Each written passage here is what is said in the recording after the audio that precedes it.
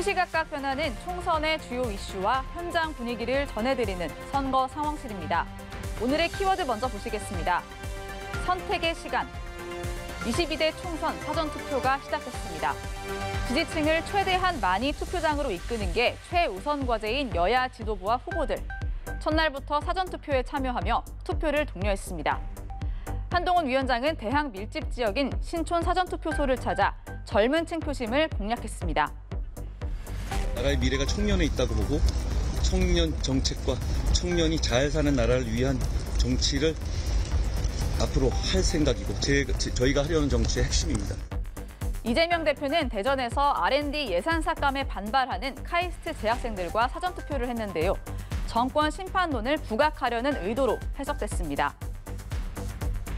입틀막당한 학생들과 함께 과학기술의 중요성, 또 정부 정책의 이 무지함, 이런 것들을 좀 지적하고 싶었습니다. 이틀 동안 진행되는 사전투표율 몇 %를 기록할지 관심인데요. 4년 전 21대 총선 최종 투표율은 66.2%, 사전투표율은 26.7%였습니다. 연령별로 보면 20대와 30대의 최종 투표율이 다른 연령대에 비해 낮은 것으로 나타났는데요. 사전투표율도 비슷한 양상입니다. 총투표율과 사전투표율 모두 50대 이상 연령층에서 높았습니다. 여야 모두 불안 요소를 해소하지 못한 채 투표가 시작됐는데요. 민주당은 선거 막판 터진 대형 악재조, 후보 리스크가 20대, 30대 표심에 영향을 줄 수 있다는 전망도 나옵니다. 대학생 딸 명의로 사업자 대출을 받아 아파트를 구입하고 결국 대출금 전액 회수 조치에 처한 양문석 후보와 이딴 설화로 이화여대 위안부 단체로부터 사퇴 요구를 받았던 김준혁 후보는 사과는 했지만 선거전을 이어가고 있습니다. 이에 대해 국민의힘은 투표로 심판해달라고 호소했습니다.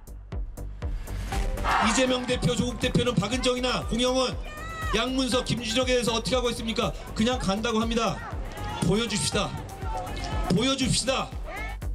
국민의힘은 한석이 절실한 상황에서 부산 수영에서 국민의힘 정연욱, 무소속 장해찬 후보가 단일화에 실패하며 범여권 표 분열이 현실화했습니다.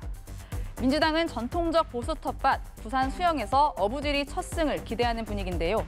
이 때문에 국민의힘 내부에서는 공천이 취소됐는데도 무소속으로 출마해 다시 단일화 경선을 요구한 장해찬 후보의 사퇴를 요구하는 목소리도 높습니다. 그러나 완주 의지를 밝힌 장해찬 후보, 이재명 대표와 부산에서 충돌할 뻔하기도 했습니다. 참 못됐네. 이런 거를 선거 방해죄라고 합니다. 아울러 여당으로서는 의료 공백 사태를 야기하고 있는 의정 갈등 문제가 여전히 실타래처럼 엉켜있는 게 걸림돌입니다. 윤 대통령과 전공의 대표가 만남을 가졌지만 의대 2,000명 증원을 놓고 간극을 확인하면서 분위기 반전은 불투명한 상황인데요. 여당은 만남 자체가 윤 대통령의 소통 의지를 보여준 거라 평가했지만 야당은 총선용 쇼가 아니길 바란다며 온도차를 보였습니다. 여당은 입법 독주를 해온 거대 야당을 심판해달라고 하고 야당은 윤석열 정부를 심판해야 한다고 호소합니다. 두 심판론 사이 유권자들의 선택의 시간은 시작됐습니다. 지금까지 선거 상황실 정주희였습니다.